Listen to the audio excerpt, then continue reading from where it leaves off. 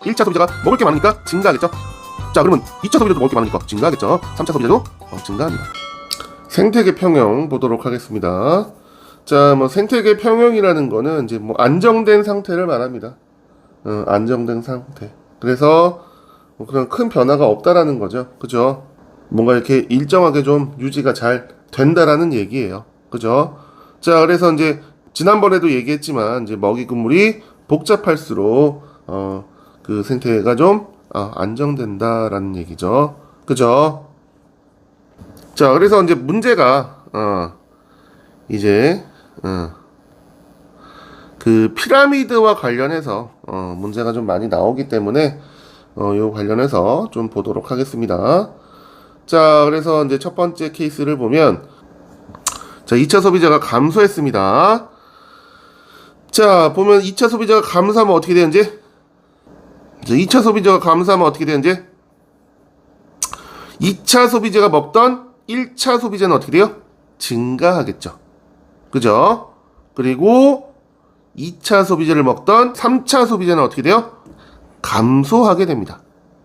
그리고 이 1차 소비자가 늘어나면서 생산자는 감소하게 되겠죠. 생산자가 증가했어요. 그럼 어떻게 돼요? 1차 소비자가 먹을 게 많으니까 증가하겠죠. 자, 그러면 2차 소비자도 먹을 게 많으니까 증가하겠죠. 3차 소비자도 증가합니다. 그죠? 자, 갑자기 생산자가 감소했습니다. 어떻게 돼요? 1차 소비자 먹을 게 없어서 감소, 2차 소비자도 먹을 게 없으니까 감소, 3차 소비자도 먹을 게 없으니까 감소하겠죠. 그죠? 3차 소비자가 갑자기 사라졌어요. 뭐 이렇게 뭐 많이 사냥을 했나 보죠. 그럼 감소했어요. 그럼 어떻게 되겠어요, 이제? 자, 2차 소비자는 나를 먹을 사람이 없네? 라고 하면서 증가하겠죠. 근데 얘네들이 증가하면 어떻게 돼요? 1차 소비자는 많이 잡아먹히니까 감소할 것이고, 자, 1차 소비자가 먹는 생산자는 어떻게 돼요? 나를 먹는 애들이 없네? 증가하겠죠. 그죠? 자, 그래서 일시적으로는 이렇게 증가하고 감소하고 하는데, 좀 길게 보면, 얘네들이 다시 이제 평형을 회복을 한다. 그래서 이제 간단하게 보시면, 자, 원래 이렇게 평형 상태로 잘 있었습니다. 잘 있었어요. 근데 이제 2차 소비자가 감소했습니다. 그러면 어떻게 되겠어요, 이제? 1차 소비자는, 증가하게 되겠죠. 그리고, 얘네들이 증가하면서 어떻게 되는지? 식물은, 생산자는 감소하게 되겠죠. 그러면, 자, 그러면 어떻게 되는지?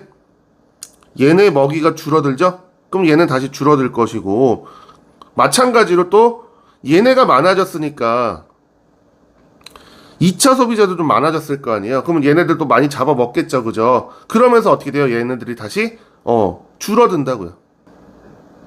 그리고 얘네는 또 많이 먹으니까 다시 증가할 거고, 그죠? 그래서 이렇게 증가 감소 이런 거를 반복하다 보니까 어떻게 된다? 다시 평형 상태로 돌아간다라는 거.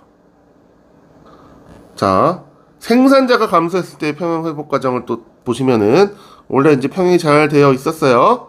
근데 생산자가 좀 감소했어요. 그러면 어떻게 되는지? 1차 소비자 줄어들고 2차 소비자도 줄어들죠?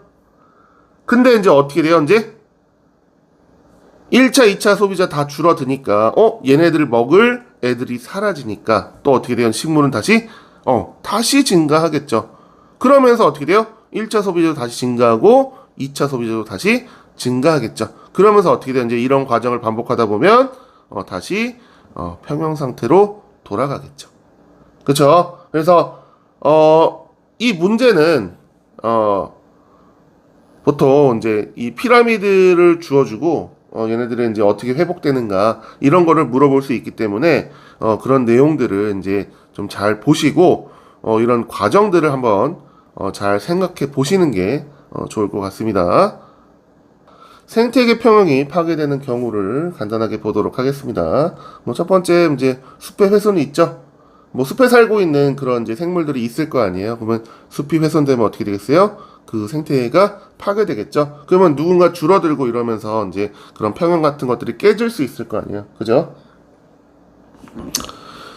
자, 그리고 뭐 지구 온난화 같은 경우 어떻게 되는지 온도가 올라가면서 조금 이제 그 온도에 맞춰서 잘 살고 있었는데 그 온도가 변하게 되면 어떻게 되는지 이제 좀 살아가기가 어려워질 수 있겠죠. 그쵸? 그리고 이제 뭐 그 환경 오염 같은 경우도 있고요. 그죠? 그런 환경 오염으로 생물들이 많이 죽을 수 있겠죠. 그죠? 자, 그리고 뭐 서식지 파괴. 그죠? 그래서 이제 그런 이제 뭐 이런 경우 있죠. 뭐 이렇게 나무가 많은 숲인데 얘네들 다 없애버리고 뭐 논으로 바꾼다거나 이게 그런 이제 그런 농장이나 이런 걸로 바꿔버리는 경우 있잖아요. 그러면은 이제 거기서 살던 생물들이 이제 서식지가 없어지니까 이제 생태계가 평형을 생태계 평형이 깨지게 되겠죠. 그죠?